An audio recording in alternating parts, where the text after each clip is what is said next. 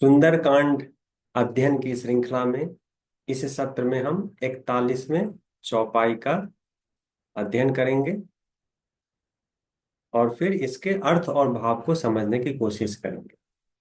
तो पिछले सत्र में हमने देखा कि विभीषण पैर पकड़ के रावण को समझाने की कोशिश कर रहा है कि श्री राम कोई साधारण राजा नहीं है।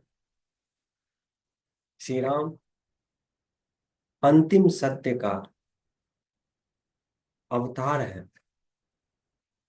वो अत्यंत ही प्रतापवान और अजय है। जो उनसे युद्ध करना ये बिल्कुल ही नादानी और बेवकूफी है। तो इसी क्रम में ये चौपाई है। तो पहले हम चौपाई का पाठ करते हैं। बुध पुराण श्रुति सम्मत बानी, कही विभीषण नीति बखानी। सुनत दसानन उठा रिसाई, खल तो ही निकट मृत्यु अब आई। जियसी सदा सठ मोर जियावा, रिपुकर पक्ष मूढ़ तो ही भावा। तो विभीषण जी बुद्धिमतापूर्ण नीति संगत बात रावण को बतला रहे हैं, लेकिन रावण जो अहंकार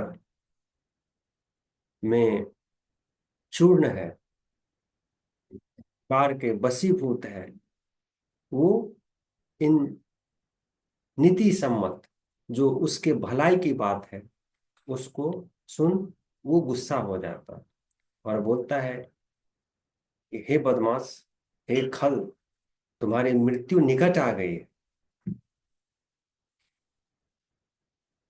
तुम मेरा नमक खाते हो। जियसी सदा सठ मोर जियावा, मतलब तुम मेरा नमक खाते हो। और रिपु कर पक्ष मूढ़ तो ही भावा, और तुम में जो इमोशन है, तुम में जो भावना है, वो मेरे शत्रु के लिए है। हम्म? कहसी न खल अस को जग माही, भुज बल जाहि जिता मैं नाही। ममपुर बसी तप सिन्न पर प्रीति, सठ मिलु जाए तिन्हि कहु नीति। तुम बताओ कि मैंने अपने बाहु बल से किस किस को नहीं जीता। कहसी न खल अस को जग माही, भुजबल जाहि जीता मैं न।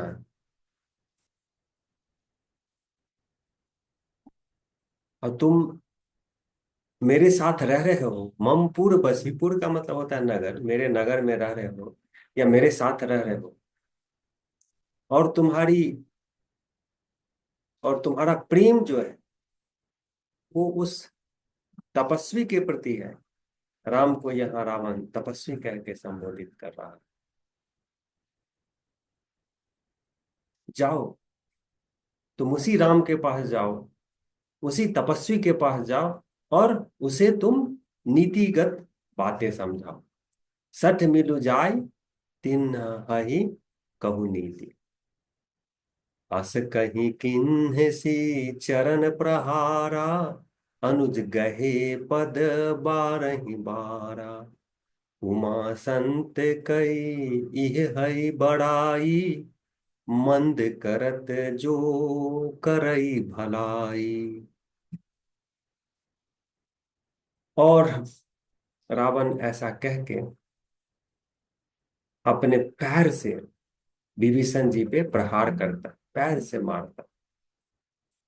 लेकिन विभीषण जी फिर भी रावण का पैर पकड़कर उससे विनती करते हैं कि हे भ्राता, आप राम से बैर मत लीजिए। तो रावण के प्रताड़ित करने के बावजूद विभीषण उसका पैर पकड़ के उसे समझाने की कोशिश कर रहे हैं। तो साधु की यही प्रकृति होती है, संत साधु की यही प्रकृति होती है। उन्हें प्रताड़ित भी किया जाए तो भी वो आपका भलाई ही करेंगे, आपके लिए अच्छी बात ही कहेंगे। यही चीज शिव जी उमा को बताते हैं। उमा संत कई यह ही बड़ाई, मंद करत जो करे भला।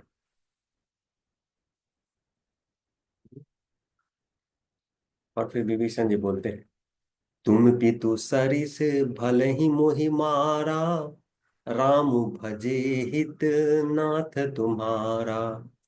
सचिव संग ले नब पथ गयऊं, सब ही सुनाई कहत अस भयऊ। विभीषण बोलते हैं कि आप मेरे लिए पिता के समान हैं। भले ही आप मुझे मारे, बट मैं तो आपको यही बोलूंगा, यही समझाऊंगा कि राम राम को भजिए, मतलब अंतिम सत्य को भजिए, पहचानिए जो अनंत शक्ति है, उसको पहचानिए। हम्म, और अपना भला कीजिए।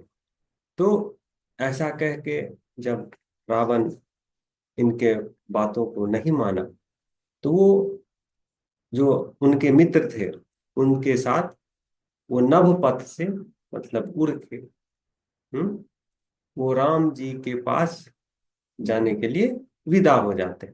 सब ही सुनाई कहत असु अस भयउ। सबको बोल के ऐसा हो गया, मतलब नभ पथ से वो राम जी के शरण में जाने के लिए विदा हो गए। अब हम दोहे का पाठ करते हैं। राम सत्य संकल्प प्रभु, सभा काल बस तोरी। मैं रघुबीर शरण अब, जाऊं देहु जनि खोरी। तो राम को यहाँ सत्य संकल्प प्रभु का विशेषण दिया गया है।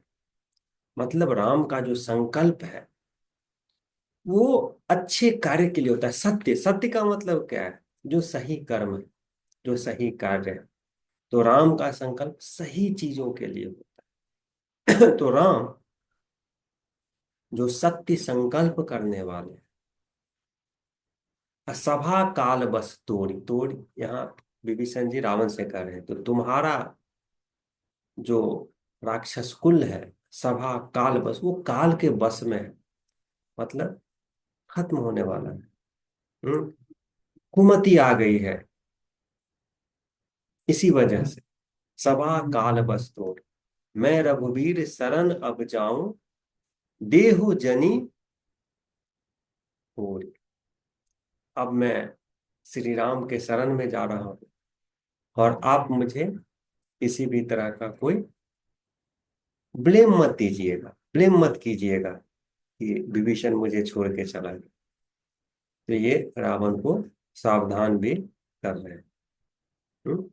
कल को आप मुझे दोष मत दीजिएगा कि विभीषण, मैंने आपको समझाने की पूरी कोशिश की, जो आपके हित में है, राक्षस कुल के हित में है, लेकिन आप मानने को तैयार नहीं। तो मेरे पास विकल्प नहीं है, मैं फिर श्री राम के शरण में जाऊंगा। तो ऐसा कहने के साथ इस चौपाई का और दोहे का अंत होता है। अगले सत्र में हम 42वें चौपाई का अध्ययन करेंगे। तब तक के लिए धन्यवाद।